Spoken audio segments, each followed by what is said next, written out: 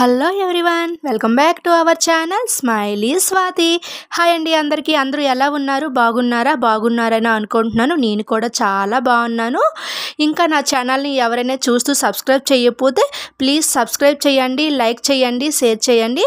మీ support వల్ల నేను ఇంకా మంచి వీడియోస్ పెట్టగలను ఫ్రెండ్స్. సో మీ సబ్స్క్రైబ్ అండ్ లైక్ నాకు చాలా ఇంపార్టెంట్. మరి మీరు చేస్తారని అనుకుంటున్నాను. ఈరోజు సోమవారం, సో అందుకే నేనైతే శివాలయంకి వచ్చేసాను. సో ఈ టెంపుల్ వచ్చేసి మా కొత్తూరులో ఇదే పెద్ద టెంపుల్. ఇక్కడ వచ్చేసి లక్ష్మీనారాయణ స్వాములు అయితే పెట్టారు ఇక్కడ. సో ఈ గుడిలో ఒక శివాలయమే కాకుండా అయ్యప్ప స్వామి టెంపుల్ అంటారు ఈ గుడిని అయితే. సో అయ్యప్ప స్వామి టెంపుల్ ఇది. 18 మెట్లు కూడా కట్టారు ఈ గుడికి. ఇప్పుడు చూపిస్తున్నదేమో శివాలయం, దాని ఎదురుగా లక్ష్మీనారాయణ స్వామి, పైన వచ్చేసి షిరిడి సాయిబాబా. శివాలయంకి లెఫ్ట్ సైడ్ వచ్చేసి శ్రీ మంగళ గౌరీదేవి అమ్మవారు పెట్టారు. ఇది రైట్ సైడ్ వచ్చేసి శ్రీ జ్ఞాన సరస్వతి దేవి ఆలయం అని పెట్టారు. సో ఇక్కడ సరస్వతి దేవి అమ్మవారిని అయితే ప్రతిష్ఠ చేశారు. నెక్స్ట్ ఆ సైడ్కి వచ్చేసి రాముల వారిని పెట్టారు, రామలక్ష్మణుల్ని ఇక్కడైతే పెట్టారు. ఇంకా పైన కూడా అయ్యప్ప స్వామి, సుబ్రహ్మణ్యేశ్వర స్వామి అయితే ఉంది. ఇదైతే సిటీ మోడల్లో ఈ గుడి అయితే కట్టడం జరిగింది. ఈ గుడిలో పూజలు చాలా బాగా జరుగుతాయి. ఇంకా కార్తీకంలో వచ్చేసి జనాలు అయితే విపరీతంగా పూజలు చేయడానికి వస్తారు. ఇది అయ్యప్ప స్వామి టెంపుల్ కాబట్టి ఇక్కడే అందరూ మాలలు వేస్తారు. నెక్స్ట్ మాలాధారణ కూడా ఇక్కడే చేస్తారు. ఇంకా ఇక్కడ వచ్చేసి అయ్యగారు ఈ గుడి అంతటిని అతనే చూసుకుంటున్నారు. ప్రతి ఒక్క దేవుడి దగ్గర కూడా అతనే అర్చనలు చేస్తారు. చాలా బాగా చేస్తారు అతని పూజలు అయితే. సో ఎక్కడ ఏమైనా సరే అతనికే పిలుస్తాం ఎక్కువగా. పూజలు అంత బాగా ఓపిక మీద అయితే మంత్రాలు చదువుతూ ఉంటారు. ఇక్కడ వచ్చేసి నేను పైకైతే వెళ్తున్నాను మీకు బాబాని కూడా చూపిద్దామని. సో ఇక్కడ ఉన్నారు కదా, అతను వచ్చేసి దేవుడు నాయన అతని పేరు. ఇంకా నెక్స్ట్ అటు సైడ్ వచ్చేసి అక్కడ కూడా వెంకయ్య స్వామి అని అతనికైతే పెట్టారు. సో వాళ్ళు కూడా బాబా లేని వెంకయ్య స్వామి అతను. చాలామందికి తెలిసే ఉంటుంది వెంకయ్య స్వామి దేవుడు నాయన అంటే. ఇంకా బాబా గుడికి అయితే ఇలా 2 వైపులా ఈ దేవుళ్ళని అయితే పెట్టారు. నెక్స్ట్ ఇప్పుడు లోనకి వెళ్ళిపోదాం. సో ఎంత ప్రశాంతంగా ఉందో చూడండి. బాబా గుడి అంటేనే ప్రశాంతం కదా. ఇక్కడైతే ఒక అతను కనిపిస్తున్నారు కదా, అతను కూడా గుడిని చూసుకుంటారు. అన్ని దేవుళ్ళకి కూడా సేవలు చేస్తూ ఉంటారు. అతను ఇప్పుడే వచ్చారు.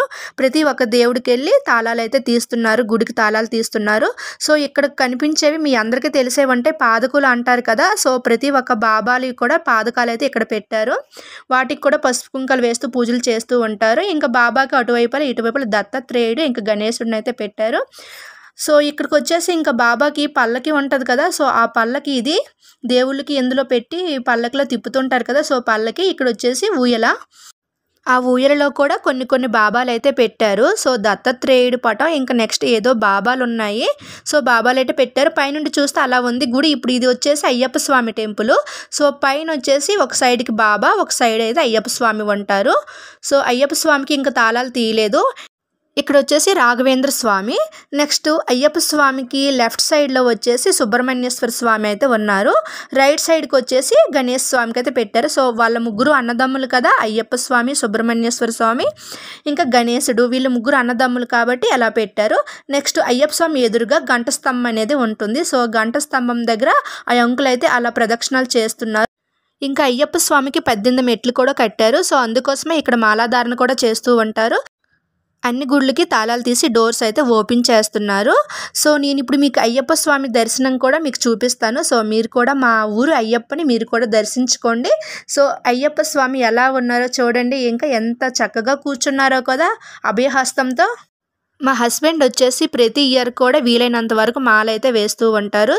సో మా ఇంట్లో కూడా అయ్యప్ప స్వామి అంటే చాలా ఇష్టం.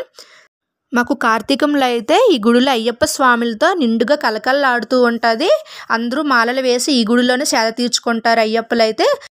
మేము కూడా కార్తీకంలో ప్రతిరోజు ఈవినింగ్ ఈ గుడికి వచ్చి అన్ని దేవుళ్ళ దగ్గర అయితే దీపాలు అయితే వెలిగించుకుంటాము. ఇక్కడ వచ్చేసి సూర్యభగవాన్ స్వామికి కూడా ఇక్కడ పెట్టారు ముందుకైతే. ఈ సూర్యభగవానుడు వెనకాల ఉన్న చెట్టు అయితే మారేడు చెట్టు అది. సో మీకు పైకి ఇలా చూపిస్తాను, మీకైతే చెట్టు కనిపిస్తుంది కదా. ఈ గుడిలో ఏదైనా విశేషమైన రోజులైతే పూజలు అయితే చాలా బాగా చేస్తారు.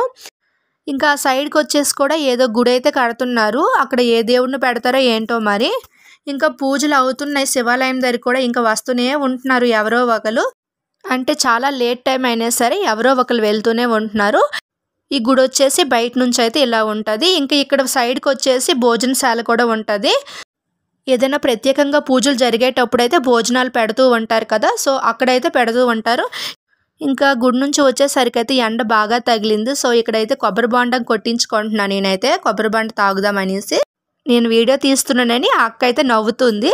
సో ఇంటికి వెళ్ళాక ఇదిగో బ్రెడ్ పాలు అయితే తీసుకున్నాను. ఆకలిగా ఉంది కదా మరి.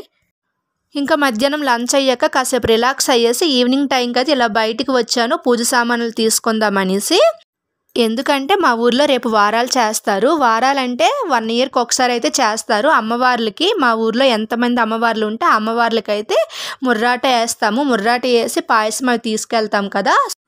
కొన్ని ఊర్ల సైడ్ తెలిసే ఉంటుంది వారాలంటే. అంటే అమ్మవార్లకి కోళ్ళు కోస్తారు. కోళ్ళు మొక్కే వాళ్ళు కోళ్ళు కోస్తూ ఉంటారు. చీరలు చూపిస్తారు. ఇంకా బెల్లం పాయసం, పసుపు, కుంకుమ, ఆకు చెక్కలతో అమ్మవారికి అయితే పూజలు చేసుకుంటాం కదా. సో అందుకోసం నేను ఇలా వచ్చాను ఈ షాప్కి అయితే. ఒక సిస్టర్కి అయితే వీడియో తీయమన్నాను. ఆ సిస్టర్కి తెలియదు కదా ఇలా తీసేది వీడియో. ఇంకా నేను అక్కడ పువ్వులని ఎంచుకుంటున్నాను. అన్నీ కొంచెం పువ్వులు అయితే వాడిపోయి ఉన్నాయి. సో అక్కడ మంచిగా ఉన్నవి అయితే నేను ఎంచుకుంటున్నాను. ఇక్కడ ఆ సిస్టర్కి వీడియో తీయమన్నాను కదా. సో ఆ సిస్టర్ అయితే ఫోన్ ఇలా స్ట్రైట్గా పెట్టయితే మా వీడియో తీసింది. సో తనకు తెలియదు కదా. తర్వాత నేను చెప్పాను క్రాస్ చేసి తీరా అనేసి. ఇంకా బయట అయితే అన్ని రేట్లు బాగా పెరిగిపోయేవి. ఏవి కొనాలన్నా సరే బాగా కాస్ట్ అయితే ఎక్కువగానే ఉంది. సో ఇక్కడ పువ్వులు తీసుకుంటున్నాను కదా. పావు కిలో పువ్వులు వచ్చేసి 150 రూపీస్ అని చెప్తున్నారు. నేను ఇక్కడ వచ్చేసి బంతి, చామంతి, గులాబీలు, ఆరెంజ్ గులాబీ, నెక్స్ట్ ఎల్లో చామంతి ఇవన్నీ ఆల్ మిక్స్ అయితే వేసిమన్నాను. సో నాకు అక్కడ పెంచుకోవడం కూడా సరిగ్గా రావట్లేదు వాడిగా ఉన్నాయి అనేసి. ఆ అక్కకే మీరే వేసియండి అని చెప్పాను. సో తను అన్నీ కలిపేసి అయితే నాకు వేసి అయితే ఇచ్చేసింది. వీళ్ళ దగ్గర అయితే పూజకు సంబంధించిన ప్రతి ఒక్క సామాన్లు వీళ్ళ దగ్గర అయితే దొరుకుతాయి. ప్రతి ఐటమ్ కూడా అంటే రాగి చెంబులు, ఇత్తడి చెంబులు, నెక్స్ట్ పూజ సామాగ్రి అంతా దొరుకుతుంది. అన్నీ అమ్ముతారు.